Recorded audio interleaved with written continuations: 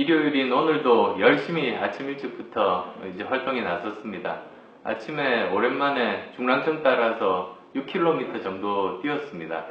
보통 일주일에 4월 정도는 뛰려고 노력하는데 이번 주는 이제 선거가 점점 다가오다 보니까 아침 일찍 일정들이 많아서 미처 뛰고 출근할 시간이 없었습니다. 그래서 오늘 아침은 마침 10시 반부터 공약 발표가 시작되고 그 전에 일정이 없어서 아침에 그렇게 뛰었습니다. 뛰면서 또 많은 마라톤 하시는 분들 만나서 반갑게 인사도 했습니다. 마라톤 인구 아주 많아지는 것 같습니다. 참 건강한 운동이 마라톤 아니겠습니까? 재밌는 그 사실 하나 들려드리자면 사람 수명과 이제 운동 간에 어떤 관계가 있는가 이런 연구들이 있습니다. 그런데 보통 이렇게 걸으면 건강하다고 하지 않습니까? 근데 사람 수명 연장과는 그렇게 유의하게 관계를 발견하지를 못했습니다. 다만 수명 연장과 유일하게 관련이 있는 운동이 바로 오래 뛰기 하는 겁니다. 그러면 3년 정도 수명이 연장된다고 하니까요. 이 방송 보고 계시는 분들도 처음에는 어렵습니다만 1km, 그 다음 2km 이렇게 참으면 누구나 뛸 수 있습니다. 저도 그렇게 해서 점점 늘려갔던 기억들이 납니다. 운동 통해 가지고 건강하게 오래 사시면 좋겠습니다. 그 다음 10시 반부터 네 번째 정책 공약 발표했습니다. 첫 번째 정책이 제가 제일 중요하게 생각하는 교육정책 발표하고 온종일 초등학교를 대표로 내세웠습니다. 초등학교 아이를 보내고 나면 그러면 학교 수업 끝난 다음에는 다시 다른 선생님들이 아이도 돌봐주고 그리고 또 코딩 교육 포함한 4차 산업혁명과 관련된 여러가지 교육도 시키면서 부모님이 퇴근할 때 아이 손잡고 함께 집에 와서 저녁 먹을 수 있도록 하는 공약이었습니다. 두 번째 공약은 서울의 산업지도를 그리는 겁니다. 거기서 특이할 만한 점은 서울을 5개 구역으로 나누고 그 구역에서 특징적으로 다른 지역보다 경쟁력이 있는 인프라나 또는 인적인 자원이 있는 그 부분에 집중적으로 선택과 집중을 해서 특정 산업들을 키운다는 그런 계획입니다. 그래서 일자리 제대로 많이 만들 수 있고 창업도시로 불리울 수 있을 그런 서울을 만들겠다는 계획입니다. 세 번째 공약이 안전과 그리고 또 미세먼지에 대한 공약이었습니다. 안전에 대한 공약 중에는 가장 대표적으로는 여성 안전, 그 중에서도 특히 화장실 몰카 걱정 없는 서울 만들겠다는 공약이 있습니다. 그리고 미세먼지 공약 중에서 대표 상품은 두 가지입니다. 하나는 미세먼지 프리존을 만들겠다는 겁니다. 서울에 있는 320개 지하철역 그리고 또 서울에 있는 356개의 중앙 차선의 버스 정류장 그곳만은 미세먼지 프리존으로 만들겠다는 공약입니다. 또한 한국형 스모그 프리 타워를 설치하겠다는 겁니다.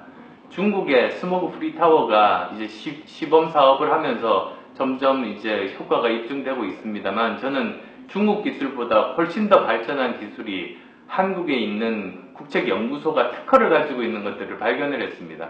그걸 통해서 한국형 스모그 프리 타워를 시범 설치하고 효과가 입증되면 그걸 수출할 수 있도록 키우겠다. 산업으로 키우겠다.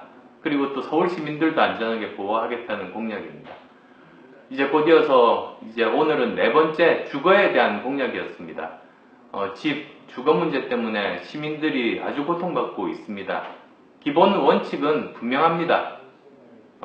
투기는 잡고 실소유는 거래를 활성화하고 그리고 사회적인 취약계층에 대해서는 주거 복지를 강화한다는 겁니다.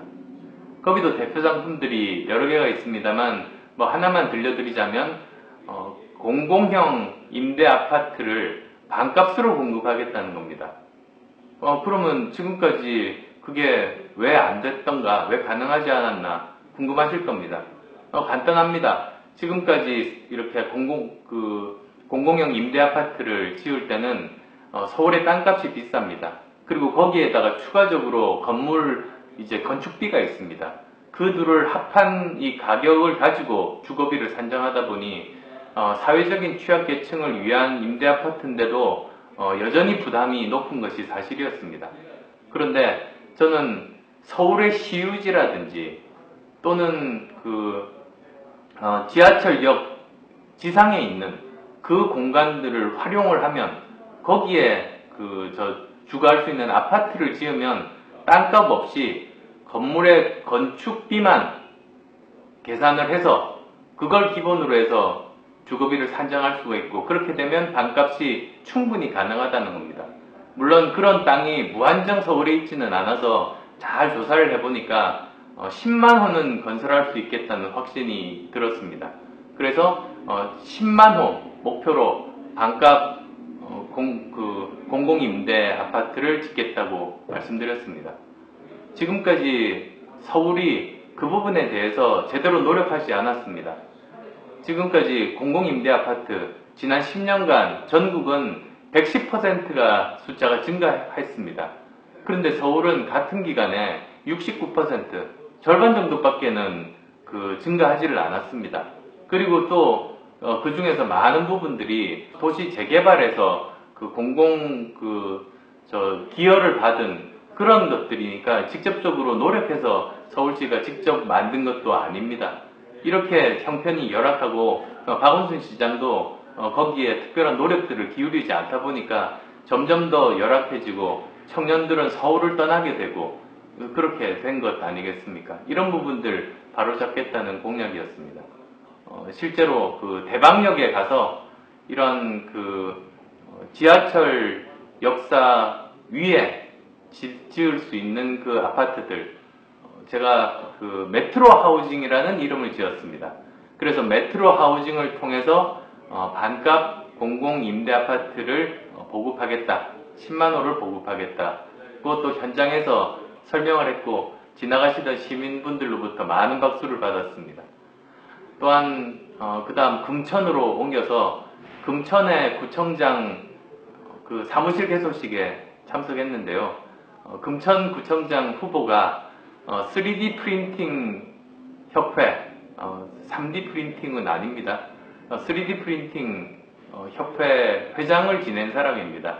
4차 산업혁명 시대에 정치인 구청장은 일자리가 줄어드는 거 그냥 바라만 보고 있지만 전문가 출신 구청장은 새로운 일자리를 만들 수 있는 사람이라는 점 특히 말씀드렸습니다.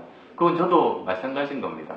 서울 일자리들 줄어드는 거 방치하는 것이 아니라 여러 가지 변화에 적극적으로 대응해서 새로운 일자리를 만들겠습니다. 그건 세계의 변화, 기술의 변화를 잘 아는 사람들만 할 수 있는 일이라고 생각하기 때문에 사명감 가지고 열심히 해보려고 합니다. 오늘 또 많은 일정들이 아직도 남아 있습니다. 오늘 밤늦게까지 열심히 뛰겠습니다.